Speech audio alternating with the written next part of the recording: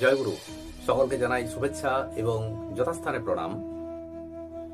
সারা বছরে আমরা যে সমস্ত একাদশী তিথি পালন করি তার মধ্যে মাঘ মাসে শুক্লপক্ষীয় যে একাদশী আমরা জানি, এই একাদশীর নাম ভৈমী বা জয়া একাদশী। তো এই একাদশী এক অতি গুরুত্বপূর্ণ একাদশী। শাস্ত্রে বলা আছে যে ভৈমী একাদশী বা জয়া একাদশী এক অতি গুরুত্বপূর্ণ একাদশী।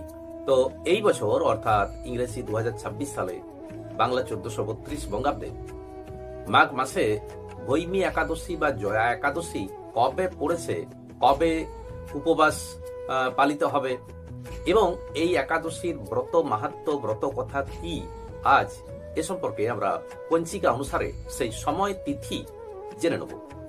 মাঘ মাসের শুক্লপক্ষীয় এই একাদশী ভৈমী বা জয়া একাদশী নামে পরিচিত। এই একাদশী এতই তাৎপর্যপূর্ণ যে শাস্ত্রে বলা আছে এই একাদশী ব্রত পালন করার ফলে মানুষ অনায়াসেই মুক্তি লাভ করতে পারে। মানুষ অতি অনায়াসেই মুক্তি লাভ করতে পারে।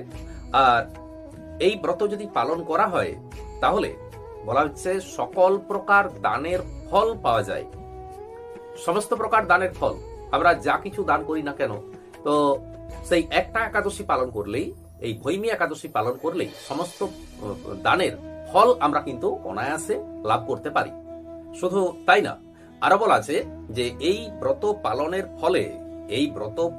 ফলে সকল যজ্ঞ এবং তীর্থের পুণ্যফল লাভ করা যায়।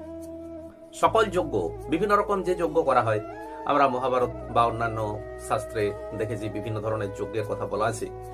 তো সেই সমস্ত যজ্ঞ, জপ তপস্যা যজ্ঞ করে প্রাচীনকালে মুনি ঋষিগণ থেকে শুরু করে রাজারা সকলেই সেই যজ্ঞ করতেন এবং পুণ্যফল অর্জন করতেন। তো শাস্ত্রে বলা আছে এই ভৈমী একাদশী বা জয়া একাদশী এতটাই গুরুত্বপূর্ণ যে এই একাদশী পালন করার ফলে সমস্ত যজ্ঞ এবং সমস্ত তীর্থের পুণ্যফল লাভ করা যায়। বিভিন্ন তীর্থস্থান ভ্রমণ, দর্শন ইত্যাদির ফলে যে পুণ্য লাভ হয়, ভৈমী একাদশী, এই জয়া একাদশী পালনের ফলে আমরা সেই একই পুণ্যফল লাভ করতে পারি।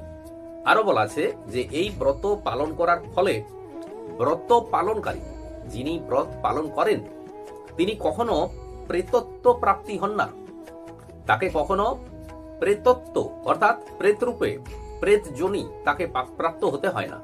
শুধু তাই না, এই ব্রতের, ভৈমী একাদশী ব্রতের যে ব্রত কথা মাহাত্ম্য, এ সম্পর্কে বলা হচ্ছে দেখুন যে এই একাদশীর ব্রত কথা যিনি পাঠ বা শ্রবণ করেন, শুধুমাত্র পাঠ বা শ্রবণ করলেও অগ্নিষ্টম যজ্ঞের ফল লাভ করা যায়। প্রাচীনকালে বিভিন্ন শাস্ত্রে আমরা বিভিন্ন প্রকার যজ্ঞের নাম পেয়ে থাকি, তার মধ্যে একটি যজ্ঞ হলো অগ্নিষ্টম যজ্ঞ। তো এই ব্রত, তার যে মাহাত্ম্য, ব্রত কথা, এই ব্রত কথা পাঠ বা শ্রবণ করলেও অগ্নিষ্টম যজ্ঞের ফল লাভ করা যায়। প্রথমে আমরা পঞ্জিকা অনুসারে জেনে নেব যে এই বছর অর্থাৎ ইংরেজি 2026 সালে বাংলা 1432 বঙ্গাব্দে ভৈমী একাদশী বা জয়া একাদশী দিন তারিখ কবে, পালনের সময় কখন। শ্রদ্ধেয় শ্রী বেণীমাধব শীল মহাশয়ের ফুল পঞ্জিকা অনুসারে দেখুন বলা হয়েছে যে এই বছর অর্থাৎ ইংরেজি 2026 সালে বাংলা 1432 বঙ্গাব্দে ভৈমী একাদশী বা জয়া একাদশী দিন তারিখ পড়েছে বাংলার 15ই মাঘ, ইংরেজির 29 জানুয়ারি, 29 জানুয়ারি বৃহস্পতিবার। বাংলার 15ই মাঘ, ইংরেজির 29 জানুয়ারি, 29 জানুয়ারি বৃহস্পতিবার। তো এদিন একাদশী থাকছে দেখুন দিবা 12টা পর্যন্ত, দুপুর 12টা পর্যন্ত। শ্রদ্ধেয় শ্রী বেণীমাধব শীল মহাশয়ের ফুল পঞ্জিকা অনুসারে বলা হয়েছে যে এই বছর অর্থাৎ ইংরেজি 2026 সাল বাংলা 1432 বঙ্গাব্দে ভৈমী একাদশী বা জয়া একাদশীর দিন পড়েছে, অর্থাৎ এই একাদশী পালিত হবে বাংলার 15ই মাঘ, ইংরেজির 29 জানুয়ারি বৃহস্পতিবার। তো একাদশী থাকছে এদিন দুপুর 12টা পর্যন্ত। আর একাদশী শুরু হচ্ছে দেখুন, একাদশী পড়ছে বাংলার 14ই মাঘ, ইংরেজির 28 জানুয়ারি। বাংলার 14ই মাঘ, ইংরেজির 28 জানুয়ারি বুধবার। এদিন একাদশী শুরু হচ্ছে অপরাহ্ন 2:21 মিনিটে।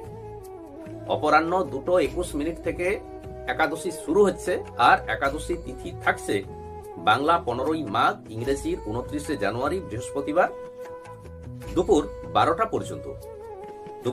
পর্যন্ত একাদশী থাকছে। তাই পঞ্জিকায় দেখুন স্পষ্টভাবে বলা হয়েছে যে বাংলার 15ই মাঘ, ইংরেজির 29শে জানুয়ারি বৃহস্পতিবার, এই দিন গোস্বামী মতে ও নিম্বার্ক সম্প্রদায় মতে অদ্য একাদশীর উপবাস, জয়া একাদশী বা ভৈমী একাদশী উপবাস বাংলার 15ই মাঘ, ইংরেজির 29শে জানুয়ারি বৃহস্পতিবার। আর গোস্বামী মতে একাদশারম্ভ কল্পে মাঘৃত্য সমাপন। তো ভৈমী একাদশী বা জয়া একাদশীর পারণের সময় কখন? পারণ সম্পর্কে দেখুন বলা হয়েছে বাংলার 16ই মাঘ, মাঘ মাসের 16 তারিখ, ইংরেজির 30শে জানুয়ারি। তো এই দিন একাদশীর পারণ সম্পর্কে বলা হয়েছে দিবা 9টা 43 মিনিটের মধ্যে জয়া বা ভৈমী একাদশীর পারণ। সকাল 9টা 43 মিনিটের মধ্যে, সকাল থেকে 9টা 43 মিনিটের মধ্যে, সকাল 9টা 43 মিনিটের মধ্যে জয়া বা ভৈমী একাদশীর পারণ। এখন আমরা জেনে নেব যে এই একাদশীর যে ব্রত কথা, সেই ব্রত কথাটি কি। তো ব্রত কথায় রয়েছে একটি পৌরাণিক কাহিনী। ভবিষ্যত্তর পুরাণে রয়েছে যুধিষ্ঠির শ্রীকৃষ্ণ সংবাদে রয়েছে এই ভৈমী একাদশী বা জয়া একাদশীর একটি কাহিনী।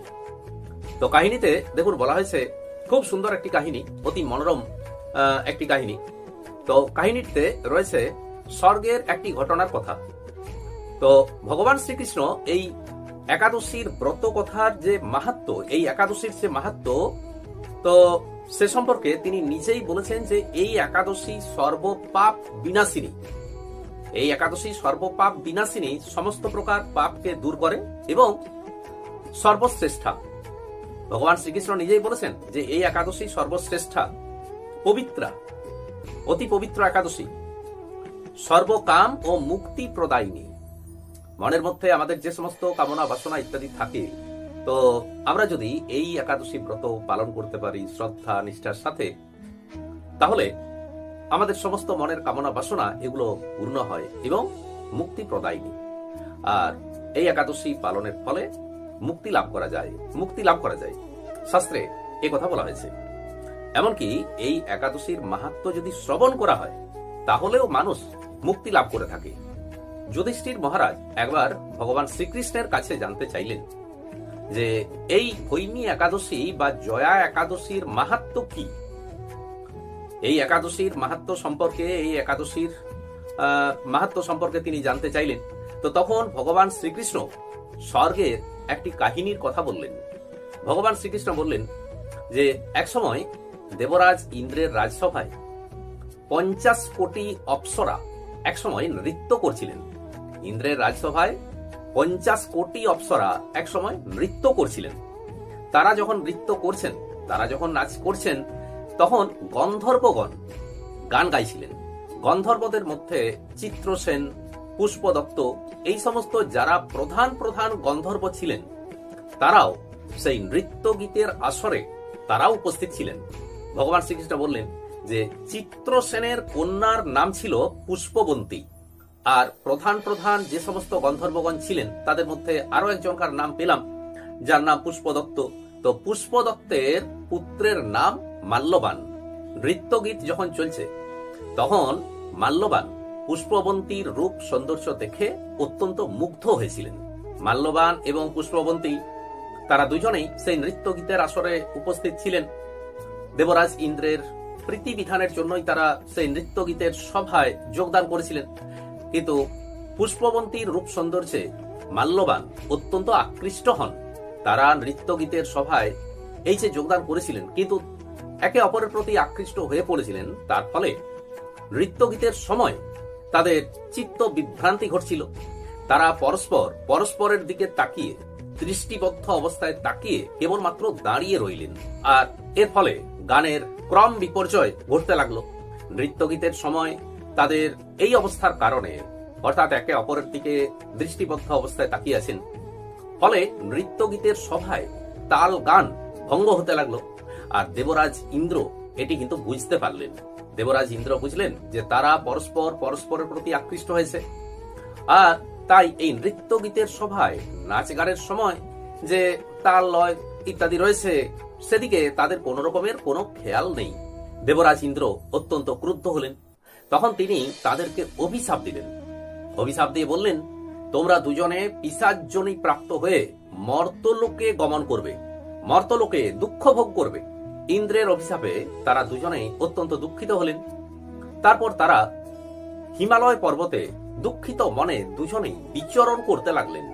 হিমালয় পর্বতের প্রচন্ড ঠান্ডায় তারা দুজনে অত্যন্ত কষ্ট পেতে লাগলেন। আর এই শীতে কাতর হয়ে তারা দুজনে ভাবতে লাগলেন যে আমরা বিনা অপরাধেই কোনো পাপ না করেই তো আমরা এই শাস্তি ভোগ করছি। আর তারা মনে মনে চিন্তা করলেন যে তারা আর কোনো পাপ করবেন না। যাই হোক, এই শীতে তারা কষ্ট পাচ্ছেন। তো এমন সময় মাঘ মাসের শুক্লপক্ষীয় ভৈমী একাদশী বা জয়া একাদশী তিথি উপস্থিত হলো। তারা সেদিন একটি অশ্বত্থ তলে নিরাহারে অনিদ্রায় রাত্রি যাপন করলেন। সেদিন ছিল ভৈমী একাদশী বা জয়া একাদশী। এবার পরের দিন দ্বাদশী তিথি উপস্থিত হলো। ভৈমী একাদশীর দিন তারা যে অনাহারে রইলেন, অর্থাৎ অনাহারে থাকা মানে ভৈমী একাদশীর উপবাস পালন করা হলো। আর রাত্রে তারা অনিদ্রায় রাত্রি যাপন করলেন, অর্থাৎ রাত্রি জাগরণ করা হলো। মানে অনিদ্রায় ছিলেন, অনাহারে ছিলেন, তার ফলে তাদের এই ভৈমী একাদশী ব্রত পালন করা সম্পন্ন হলো। আর এই ভৈমী একাদশী পালনের ফলে তারা ভগবান বিষ্ণুর কৃপা লাভ করলেন। আর সেই কৃপার কারণে কৃপা লাভ করে তারা পিশাচত্ব, তাদের যে পিশাচত্ব, তারা যে পিশাচ রূপে জন্মগ্রহণ করেছিলেন, তো পিশাচত্ব তাদের দূর হলো। এবার তারা দুজনেই তাদের পূর্ব রূপ ফিরে পেলেন এবং আনন্দে স্বর্গে গমন করলেন। স্বর্গে তারা যখন গমন করলেন তখন দেবরাজ ইন্দ্র তাদেরকে দেখে অত্যন্ত আশ্চর্যান্বিত হলেন এবং তিনি তাদেরকে জিজ্ঞাসা করলেন যে তোমরা কিভাবে পিশাচত্ব থেকে মুক্তি লাভ করলে? মাল্যবান তখন উত্তর দিয়ে বললেন যে জয়া একাদশী বা ভৈমী একাদশী ব্রত পালনের ফলেই তাদের এই পিশাচত্ব দূর হয়েছে। তারা ভগবান বিষ্ণুর কৃপা লাভ করেছেন। তাদের মুখে একথা শুনে দেবরাজ ইন্দ্র অত্যন্ত আশ্চর্যান্বিত হলেন, অত্যন্ত মুগ্ধ হলেন। আর তখন তিনি তাদেরকে অমৃত পান করতে বললেন। দেবরাজ ইন্দ্র আরো বললেন যে এই একাদশী ব্রতে যারা আসক্ত, এই একাদশী ব্রতে যারা আসক্ত, যারা এই একাদশী ব্রত পালন করেন এবং যারা কৃষ্ণ ভক্তি পরায়ণ, যারা কৃষ্ণ ভক্তি পরায়ণ তারা দেবতাদেরও পূজ্য। তো এখানে এই একাদশীর সবচেয়ে একটা বড় দিক আমরা বুঝতে পাচ্ছি যে এই একাদশী ব্রত যারা পালন করেন এবং যারা কৃষ্ণ ভক্তি পরায়ণ তারা দেবতাদেরও পূজ্য। আর এই ভৈমী একাদশী বা জয়া একাদশী ব্রতের যে মাহাত্ম্য এ সম্পর্কে বলা হচ্ছে যে এই ব্রত পালন করলে ব্রহ্মহত্যা জনিত পাপ থেকে মানুষ অনায়াসে মুক্তি লাভ করতে পারে। এই ব্রত একাদশী ব্রত পালন করলে সকল প্রকার দানের ফল লাভ করা যায়। আর এছাড়া এই ব্রত পালনের ফলে সকল যজ্ঞ ও তীর্থের পুণ্য লাভ হয়। এই ব্রত পালনকারী কখনো প্রেতত্ব প্রাপ্তি হন না। আর এই জয়া একাদশী ব্রত কথা পাঠ ও শ্রবণ করলেও অগ্নিষ্টম যজ্ঞের ফল লাভ করা যায়। এটি এই ভৈমী একাদশী বা জয়া একাদশীর ব্রত কথা মাহাত্ম্য। তাহলে আমরা বুঝতে পারলাম যে এই বছর অর্থাৎ ইংরেজি 2026 সালে বাংলা 1432 বঙ্গাব্দে ভৈমী একাদশী বা জয়া একাদশীর দিন তারিখ কবে উপবাসের দিন আমরা পেলাম যে বাংলার 15ই মাঘ, ইংরেজির 29শে জানুয়ারি। বলা হয়েছে গোস্বামী মতে ও নিম্বার্ক সম্প্রদায় মতে অদ্য একাদশীর উপবাস অর্থাৎ 15ই মাঘ, ইংরেজির 29শে জানুয়ারি, বৃহস্পতিবার। আজ এই পর্যন্তই। নমস্কার।